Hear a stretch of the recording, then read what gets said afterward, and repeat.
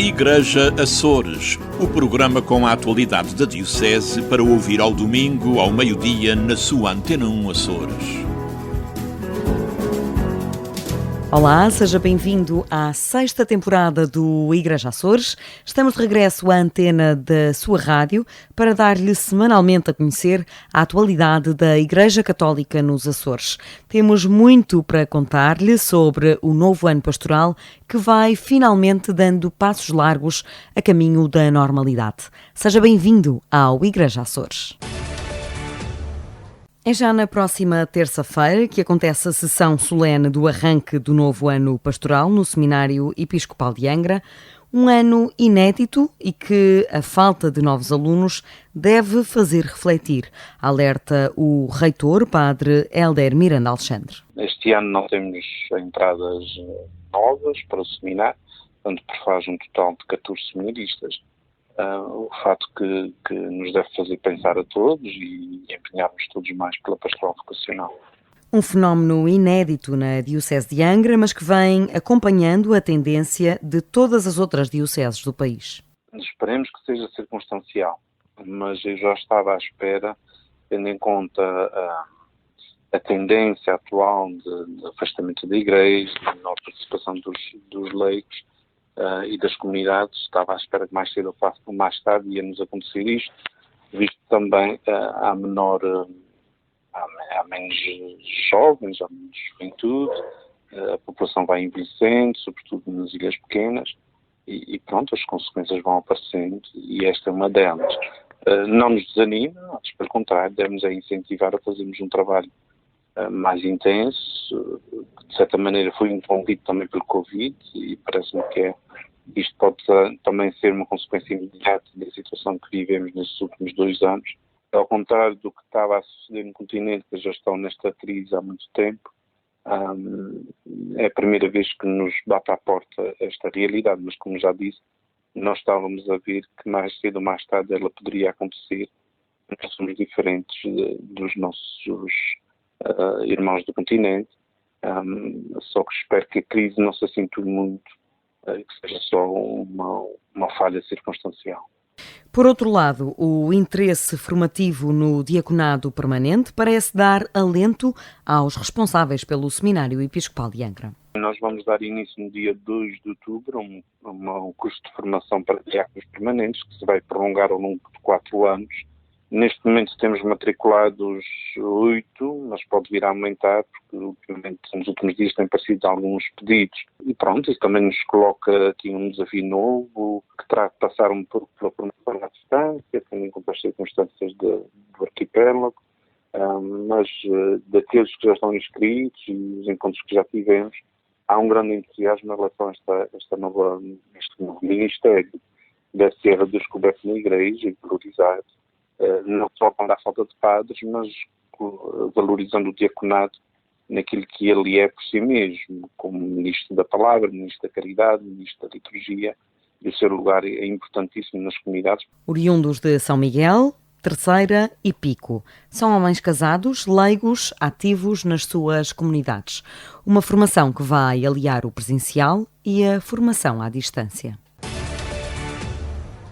O Instituto Católico de Cultura arranca um novo ano letivo já no próximo mês de outubro.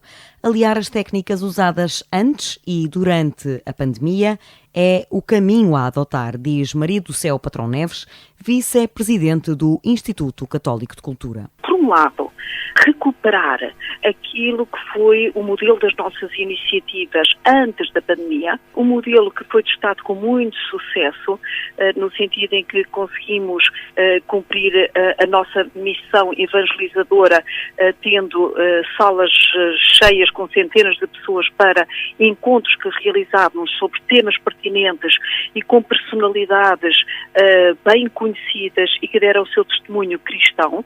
Por isso, nós realizámos estes encontros antes da pandemia e realmente foi um modelo de muito sucesso. E depois, com a pandemia, nós tivemos que nos adaptar às circunstâncias impostas pelo rigor sanitário. E fizemos uma parceria com a RTP Açores, tendo organizado 3 grandes debates televisivos. Um primeiro sobre a Fratelli Tutti, um segundo sobre os desafios socioeconómicos decorrentes da pandemia e um terceiro sobre os Açores na vanguarda da ecologia integral. E estes debates televisivos com personalidades nacionais e regionais conseguiram levar o pensamento cristão sobre questões atuais e pertinentes para a vida de cada um e da nossa sociedade, conseguiram levar esta reflexão a todas as ilhas. Por isso foi um modelo também de sucesso. Nesse sentido, o desafio que se nos coloca no arranque deste novo ano é, de alguma maneira, adaptando-nos sempre ao dinamismo da nossa sociedade, encontrar a forma de articular as mais-valias de um e de outro modelo. É nesta base que está a ser preparado o programa formativo para o próximo ano letivo. O Instituto Católico de Cultura quer continuar a cumprir a sua missão. O facto de termos estado a trabalhar diferentemente durante a pandemia pode ter um impacto inicial, mas aquilo que é o compromisso do Instituto Católico de Cultura é potencializar maximamente todos os seus canais de intervenção social, no sentido de levar a sua reflexão e o espírito de formação a todos os nossos concidadãos, a todos os açorianos, pensar a sociedade, como pensar a sua ação individual e cotidiana à base dos valores cristãos e sob o modelo de Cristo. Uma missão que garante terá de ser cumprida mediante as condições que o contexto pandémico for permitindo. Decorreu este fim de semana, na Diocese de Angra, o Encontro Nacional dos Comitês Organizadores Diocesanos da Jornada Mundial da Juventude Lisboa 2023. Em Ponta Delgada estiveram cerca de 60 pessoas durante 3 dias, num encontro onde o Bispo Dom João Lavrador foi anfitrião. Sentimos que era uma forma não só de aproximação, mas também uma forma de atingirmos um bocadinho aquela comunhão e aquela unidade de quem se sente parte de um tudo. Daí que nós convidamos o comitê local, convidamos os comitês diocesanos a fazerem connosco esta experiência e, de facto, seria feita proposta para além de ter um reconhecimento também do nosso trabalho e do nosso empenho, da nossa diocese, foi também uma forma de congregar os comitês à volta de um projeto e de uma unidade e, ao mesmo tempo, à volta de uma beleza enorme que é a nossa ilha, que é a nossa região e a nossa diocese.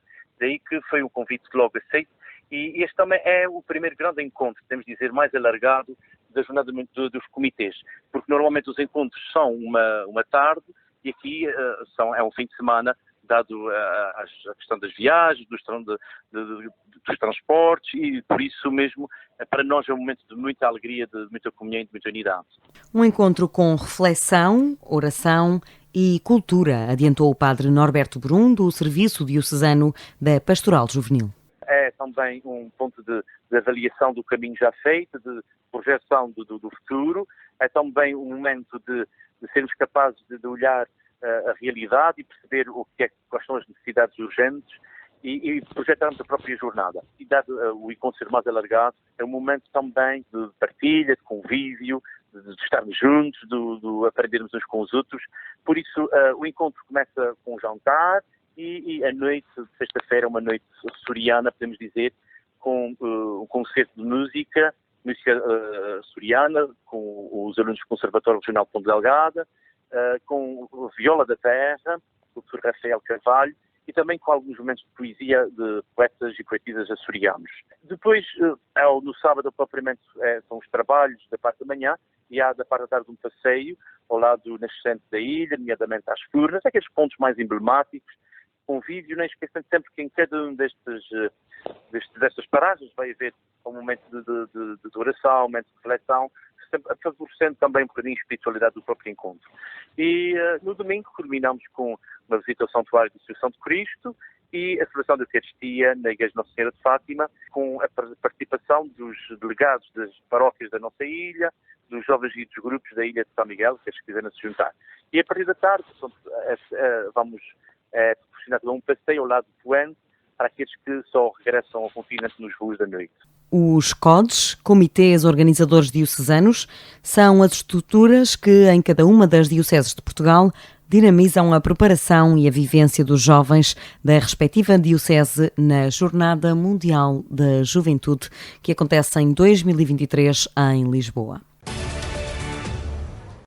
A Vigararia Episcopal para a Formação quer abrir o novo ano pastoral com um novo dinamismo, adiantou ao Igreja Açores o vigário Padre Jorge Ferreira, que detalha os 3 grandes temas formativos que estão a ser preparados. Pensamos no mês de janeiro, março e maio.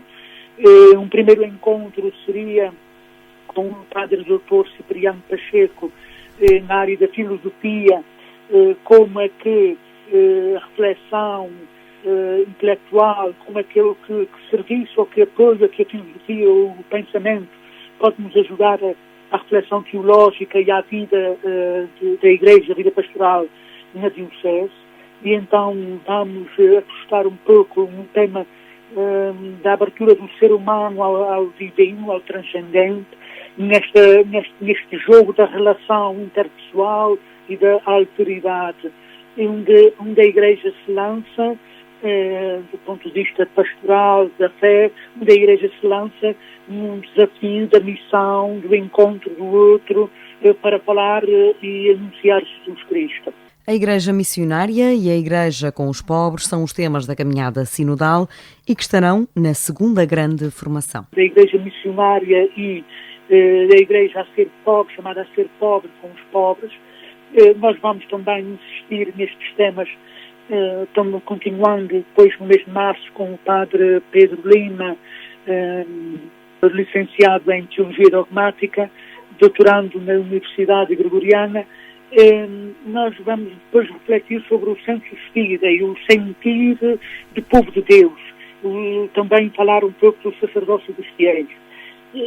Todos somos chamados a uma caminhada sinodal na Igreja, não porque os padres se lembraram ou porque o bispo quer, mas porque isto é todo um dinamismo que nasce a partir do sacramento do batismo, e por isso todos somos chamados a ser Igreja e a ser um estilo de Igreja em diálogo e em caminho. O terceiro grande momento formativo será orientado pelo Padre Teodoro Medeiros. Já mais para o mês de maio, mais para o fim do ano pastoral, pensar um pouco a nível da Sagrada Escritura, da Palavra de Deus, o que é que a Bíblia nos diz a partir do testemunho da Igreja primitiva, da expansão da Igreja primitiva, da participação dos leigos naquele trabalho que foi o primeiro anúncio do Evangelho de uma comunidade reunida, o Espírito Santo que fala à Igreja, que fala a todos os membros dessas comunidades, isto a partir das cartas de São Paulo. E, portanto, tudo isto para nos ajudar a refletir o que significa uma Igreja sinodal em missão e como é que nós podemos ser verdadeiramente uma Igreja sinodal, uma Igreja em missão, uma Igreja chamada a ser pobre com os pobres. O Padre Jorge Ferreira frisou ainda todo o trabalho de coordenação de todas as instituições de formação espalhadas pelas ouvidorias da Diocese e garante que a vigararia está aberta às sugestões de todo o povo de Deus. Igreja a ler com o Padre José Júlio Rocha. Depois de passado o verão, cá regressamos outra vez com esta rubrica Igreja a ler. E para começar, proponho-vos uma leitura breve e deliciosa. Trata-se do sermão de Santo António aos Peixes. É conhecido por muitos, mas mesmo aqueles que já o leram, é sempre agradável relê-lo, porque é uma obra-prima da literatura em língua portuguesa. O século XVII é um século difícil para Portugal. Quase metade do século foi sob o domínio espanhol, depois foram algumas dezenas de anos em guerra contra a Espanha. Foi um século difícil e também difícil do ponto de vista literário. Foi um século pobre. A grande figura da literatura portuguesa nesse século é precisamente o padre António Vieira. O Sermão de Santo Antônio aos Peixes foi pregado em São Luís do Maranhão no ano de 1654. E o tema dele é bastante interessante. É a questão dos indígenas brasileiros. O padre António Vieira foi um acérrimo defensor dos direitos dos indígenas contra a exploração e a escravatura de que eram alvo por parte dos brancos estabelecidos na região do Maranhão.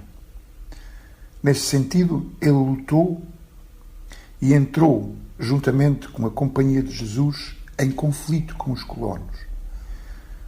Pouco antes de embarcar para Portugal, onde deveria lutar ou a pleitear a sua causa junto da corte, pregou o sermão de Santo Antônio aos Peixes de uma forma metafórica, quando se dirige aos peixes, escolhendo alguns deles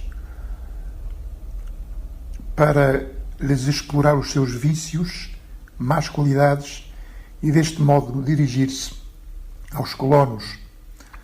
Serve-se de várias passagens da Bíblia em reforço das suas ideias primorosas. O estilo é excelente, extraordinário. E ler o padre António Vieira, nomeadamente este Sermão de Santo Antônio aos Peixes, é compreender que, ao contrário do que muitos pensam, o padre António Vieira era um homem muito à frente do seu tempo, condenando absolutamente a escravatura dos povos indígenas. Entre Vistas, com o padre Teodoro Medeiros. Valerio Zurlini foi um realizador italiano do pós-guerra que trabalhou com atores conhecidos do público mundial. Claudia Cardinale, Vittorio Gassman, Giancarlo Giannini, Alain Delon, Marcello Mastroianni e, no caso do filme que hoje propomos, o muito jovem Jean-Louis Trintignant. O filme chama-se Verão Violento, é de 1959 e retrata as férias de verão de um grupo de jovens em Rimini, no norte de Itália, no ano de 1943. A despreocupação típica dos jovens que passam o dia na praia e fumam os distraídos cigarros, junta-se a destituição de Mussolini do poder e um avião da Força Aérea Nazi que faz um voo rasante sobre a mesma praia. Carlo, o protagonista, vai apaixonar-se por uma viúva um pouco mais velha do que ele, um processo lento que é filmado com grande sensibilidade por Zurlini e retrata o ciúme como se fosse o sentimento humano mais sublime. Mas estes personagens vivem sob uma ameaça invisível e implacável que finalmente os vai separar. A guerra, que obriga Carlo a alistar-se no exército, obriga-o também a, quem sabe, nunca mais rever Roberta. Filmado num preto e branco restaurado recentemente, o filme pode ser visto agora com uma qualidade que não era possível durante décadas. A realização de Zurlini é tão económica, simples e eficaz que cedo nos apercebemos que já não se fazem filmes assim, com este impacto da simples presença dos personagens e dos seus sentimentos. Verão Violento é recomendado também a nós que vivemos o verão condicionados por fatores exteriores que não podemos controlar totalmente. Boa visão e um santo domingo para todos.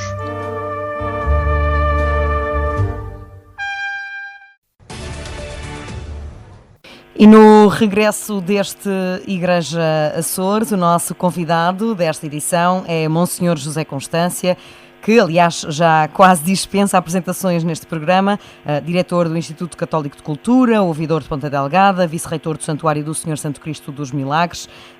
Antes de mais, obrigada por estar connosco. O Papa Francisco apresentou em julho o seu, eventualmente, projeto mais ambicioso, uma caminhada sinodal para todos os cristãos do mundo nos próximos 3 anos. Como é que vê este desafio? Eu vejo de uma maneira muito otimista. Aliás, desde que o Papa Francisco começou como Bispo da Roma, e portanto como Papa, ele sempre teve o caminho da sinodalidade traçado.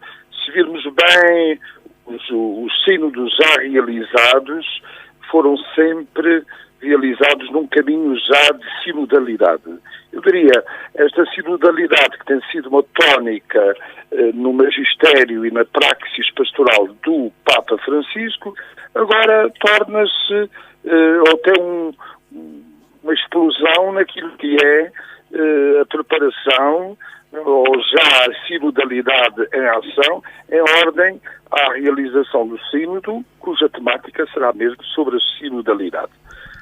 Vão ser 2 anos em que a própria Igreja vai olhar para si própria e para o mundo e vai procurar saber como é que a sinodalidade será ou é a forma melhor da evangelização no mundo 2.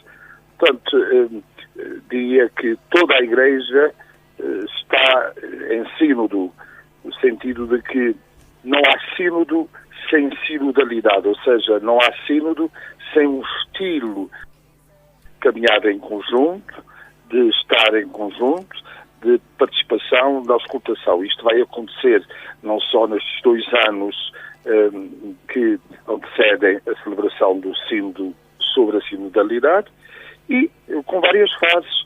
Há uma fase diocesana, começa já agora em outubro em todas as dioceses do mundo, depois uma fase que será uma fase nacional a caminhar também para aquilo que é uma fase, ou será uma fase continental, os diferentes continentes, e depois, diríamos, o resumo daquilo que será o instrumento de trabalho para a reunião dos bispos em Roma.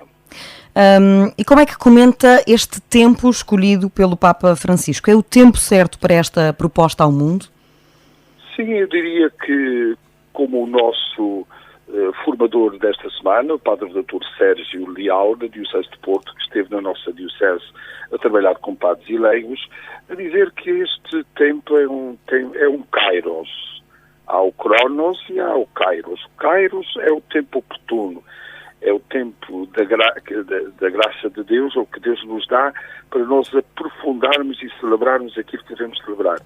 E, portanto, podemos falar de um kairos da sinodalidade, este tempo oportuno, que já vem de trás, mas que agora tem a sua expressão maior na caminhada em todo o mundo e em Roma.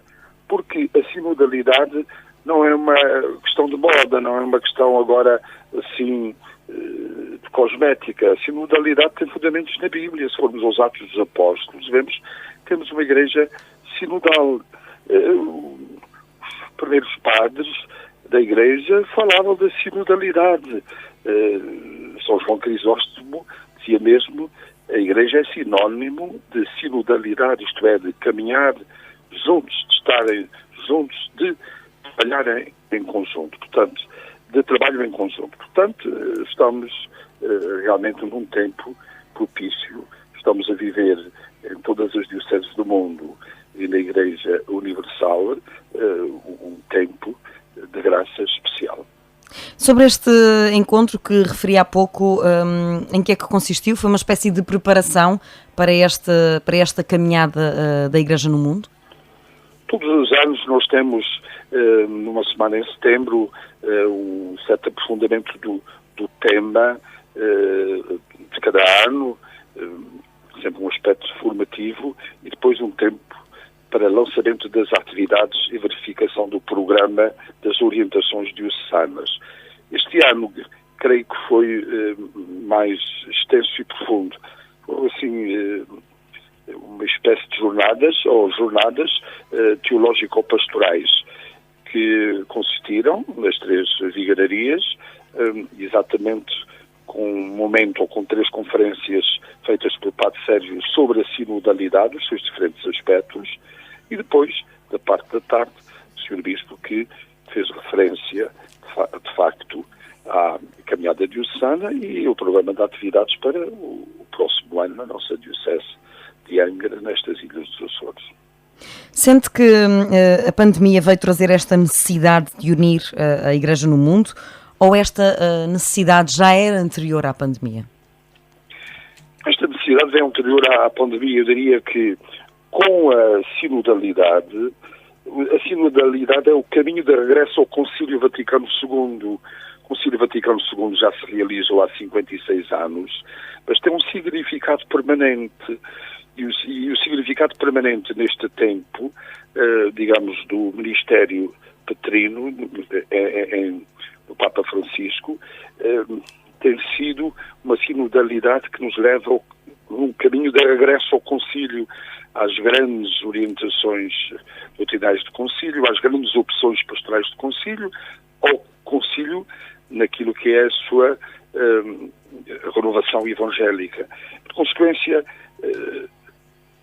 estamos a trilhar isto já antes da pandemia. Claro que a pandemia, de certo modo, criou um contexto de como ser igreja num tempo de crise e como ser igreja pós-pandemia a nível mundial, a nível internacional, e por consequência o caminho da sinodalidade, que é um caminho de trabalho em conjunto e de mãos dadas, ainda ganha mais reforço com a pandemia ou no tempo pós-pandemia, porque temos muita necessidade, de facto, de darmos as mãos uns aos outros nesta tarefa evangélica de continuar o movimento de Jesus hoje no mundo. Este processo sinodal pode ser interpretado de formas diferentes, de país para país? O conceito de sinodalidade pode mudar, pode variar, ou há diretrizes muito específicas para este caminho? Eu creio que sinodalidade é igual em todo o mundo no sentido que é trabalho em conjunto, caminhar juntos. Isto tem um fundamento bíblico e um fundamento teológico. E, portanto, como tal, esta ideia e esta prática, este estilo, eu diria que é igual em todo o mundo no sentido daquilo que é a sua inspiração e aquilo que é o caminho comum. Agora, com certeza, de diocese para diocese, ou em cada diocese, e depois em cada continente, há a sua expressão própria, porque sinodalidade, sermos sinodais, quer dizer, sermos sinodais aqui e agora. Ser sinodal nos Açores é ter em conta a realidade humana, a realidade de vida dos Açores.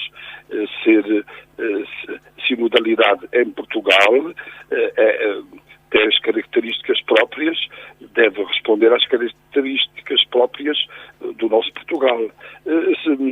Ser a sinodalidade aplicada no continente africano é trabalho em conjunto, mas depois tem de ter em conta muito o aqui e agora do continente africano. Depois, o processo, diríamos, em comum na Igreja é muito igual no sentido que há uma orientação relativamente àquilo que é a escutação, ou que sejam as perguntas, e também àquilo que é o caminho a fazer para esta escutação, para este pronunciamento do povo de Deus. Porque além, digamos assim, do documento base para uma Igreja sinodal com comunhão, participação e missão, para além do documento preparatório, há um vade-mecum que dá as orientações para este trabalho em conjunto em toda a Igreja. Isto não significa que esta reflexão fundamental e esta orientação fundamental e este caminho a ter em conta com estas orientações jurídico-pastorais não tenham depois expressões locais.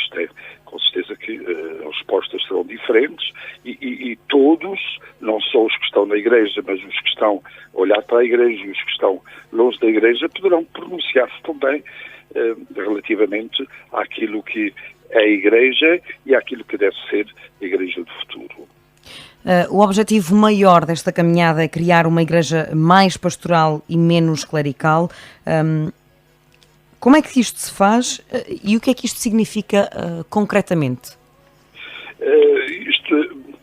Há um conceito aqui a aprofundar do ponto de vista teológico e uma prática a realizar que já vem do concílio, que é a Igreja Povo de Deus. A Igreja definiu-se ou apresentou-se como povo de Deus. Ora bem, se a Igreja é povo de Deus, significa que todos os batizados têm de participar na Igreja. Então, se todos os batizados têm de participar da Igreja, quer dizer que temos que descobrir na prática o que é ser Igreja. Descobrir o que é ser Igreja, todos temos uma palavra, todos têm uma palavra, é o sensus fidelium, o sentido dos fiéis, do povo de Deus. Claro, com também as orientações dos pastores, com a orientação de Roma. Portanto, queria responder à sua pergunta e agradecia que me precisasse bem o que é que queria com esta pergunta que me fez agora. Como é que se consegue uma igreja mais pastoral e menos clerical? É exatamente como eu estava a dizer, com a ideia do povo. Se a igreja é povo de Deus, quer dizer que é uma comunidade de irmãos. Não sabemos que depois houve esta distinção, leigos, leigas, padres, etc. Mas no princípio éramos cristãos. Depois os cristãos presbíteros, os cristãos bispos, os cristãos diáconos. Portanto, na medida em que nós voltarmos de novo à igreja circunferência, a igreja circular, a igreja onde todos têm uma palavra e todos são batizados, isso tem a ver com uma nova concepção da paróquia, em que a paróquia não fica assim igual a uma freguesia religiosa, mas em que o povo se exprime, em que o povo participa, em que o povo é esclarecido. Sabemos que não vamos ter multidões, mas teremos pessoas mais esclarecidas na medida em que isso torna-se real a Igreja como povo de Deus, e deixamos de ter uma Igreja centrada nos ministros ordenados, ou seja, nos bispos e nos padres. Ainda temos uma Igreja muito centralizada e centrada na figura dos ministros ordenados, dos diáconos e dos padres. E, portanto, na medida em que aprofundarmos este conceito de povo de Deus, que é um conceito a aprofundar, e na medida em que este povo de Deus se exprimir em instâncias e estruturas próprias, deixaremos de ter, digamos, o clericalismo, que é o poder concentrado, digamos, nos clérigos, e teremos todo o povo de Deus a participar. Isto concretamente faz-se através, como estava a dizer, através de uma nova concepção da paróquia, que não é fácil, mas que tem que ter uma outra configuração, através de unidades pastorais que coloquem, ou colégios de paróquias que coloquem mais em equipas leigos padres do que propriamente tudo centrado, digamos, no padre. Não quer dizer que acabemos com os conselhos pastorais e conselhos económicos, antes pelo contrário, mas tudo feito de uma maneira mais colegial, muito mais comunional. E assim, com o tempo, teremos uma igreja mais povo de Deus e menos clerical. Temos o Papa Francisco no final desta caminhada com cerca de 87 anos, na possibilidade de um eventual conclave. A Igreja deverá manter esta caminhada, mesmo sem o seu maior mentor, digamos assim? Bem, o que me pergunta não é de resposta fácil, mas creio que a Igreja está em ensino da lidade e, portanto, como tal, está num estilo evangélico e se por hipótese desse a necessidade, ou se houvesse novo Papa, com certeza que continuaria, digamos, este estilo evangélico e sinodal. Também quando quem convocou o Concílio Vaticano II, assim para usar uma comparação, toda a comparação claudica, como se costuma dizer, mas quem começou o concílio foi de facto o João XXIII, depois Paulo VI foi eleito e a primeira notícia que deu é que o concílio continuava. Portanto, estou convencido que nesta linha, digamos, da Igreja, qualquer Papa que venha vida, com certeza que continuará este caminho que é evangélico e que é de grande renovação para a Igreja, porque é colocá-la no meio do mundo como um sinal de esperança em que todos participam. Pode dizer-se que este é um dos passos mais importantes após o Concílio Vaticano II? Sim, o pós-concílio teve avanços e recuos e teve sempre os sínodos, mas eram sínodos mais com muitas temáticas, eram sínodos sobre os bispos, e este também será sobre os bispos, com observadores e digamos, talvez com algo leigo, já com direito a voto, pelo menos um elemento da comissão é uma leiga religiosa francesa e também acho que direito a voto. Portanto, os sínodos que tivemos foram sínodos que deram grandes avanços, quer os sínodos mundiais, quer os sínodos intercontinentais, quer os sínodos diocesanos, mas creio que este tem a prerrogativa de nos levar mais longe. Eu diria, tivemos até agora talvez um caminho evolucionário, isto é, de evolução, e este pode levar de facto uma revolução no sentido evangélico, mesmo de uma revolução evangélica e de novas formas de ser a Igreja no mundo de hoje. Vamos abordar esta caminhada que, aliás, na Diocese de Angra já se iniciou. Nós já estamos em caminhada sinodal diocesana. O que é que até agora foi correndo menos bem? O que é que está a correr bem nesta caminhada e como é que ela está a ser, até que ponto é que ela está a ser uma preparação para esta caminhada mundial? Claro, eu não posso fazer um balanço, nem talvez a mim seja a pessoa mais preparada para estar a fazer este balanço àquilo que é a nossa caminhada sinodal de 2 anos, agora começando o 3º. O que me parece é que foi uma boa decisão a nossa caminhada sinodal. Foi uma decisão de nos pôr em comum. Estes 2 anos levaram à reflexão de temas fundamentais, como o tema do primeiro ano, o tema da evangelização, o tema da renovação da Igreja e tudo mais. O segundo ano que nos colocou também na perspectiva de uma Igreja presente no mundo, numa Igreja participativa, numa Igreja, enfim, tudo aquilo que foram as dominantes dos 2 últimos anos, quer nos temas de reflexão que foram para os conselhos pastorais, quer nas respostas que foram dadas, quer na prática que se foi criando de que trabalhar em conjunto é que é de facto o caminho evangélico. Portanto, só tivemos a beneficiamos com esta caminhada sinodal. Nem tudo terá corrido bem, com certeza. Terá havido aspectos negativos, terá havido erros, sim, temos que ter em conta, mas o facto de vermos que estes 2 anos de caminhada sinodal teve aspectos negativos, teve algumas dificuldades, não nos deve inibir de continuar este caminho, não só porque é um caminho evangélico e é um caminho ao ritmo da Igreja Universal, mas também é a melhor maneira de termos nos Açores, a Igreja de Cristo que está nos Açores, ser de facto uma Igreja evangélica e que responda aos desafios de hoje. Agora, que teremos de redimensionar em alguns aspectos a nossa caminhada sinodal, pois iremos vendo.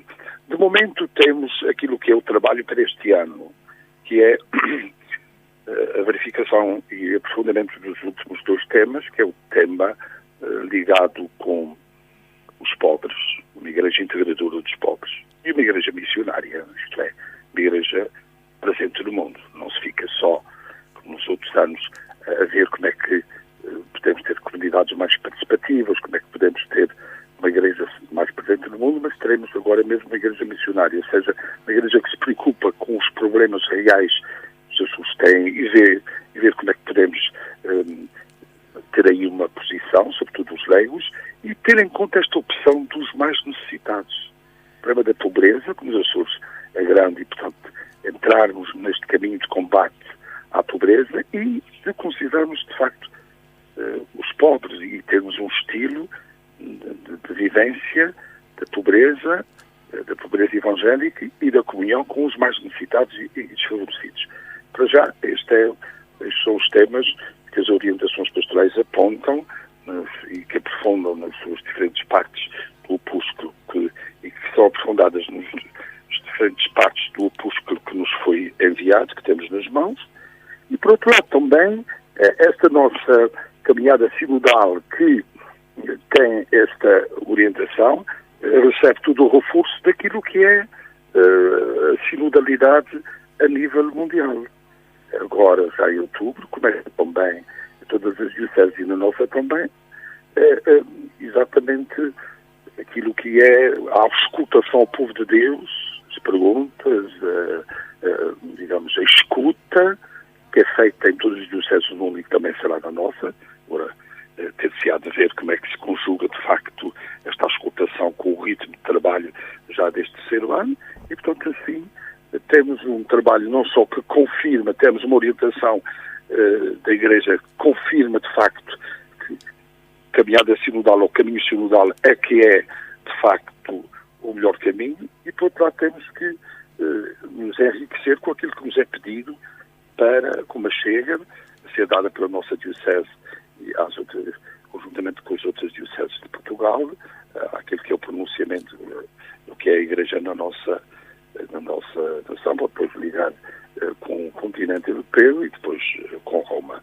Portanto, é um ano de trabalho, é um ano de aprofundamento, com certeza que sempre em contexto de quem está em pós-pandemia, há coisas que não podemos fazer com o ritmo que, como se tudo estivesse bem, em saúde, tudo estivesse bem, sem uma indiferença e uma certa apatia que se criou, ou que foram criadas mercê do tempo pandémico, mas creio que, repito o que já disse atrás, não obstante as nossas dificuldades, não obstante os nossos erros, não obstante, digamos, aquilo que foram dificuldades maiores, devemos todos entrar numa atitude cada vez mais construtiva, cada um de nós, os padres, leigos, religiosos, religiosas e os que dão as mãos à Igreja e os que estão cristãos que estão longe da Igreja e os que caminham e querem uma Igreja diferente, entrarmos assim na possibilidade de todos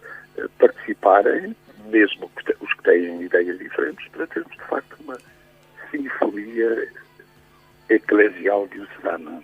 Isto é, uma harmonia de trabalho em conjunto, derramarmos todos no mesmo sentido, de evangelizarmos o Evangelho, dar frutos concretos nesta época moderna no nosso Açores.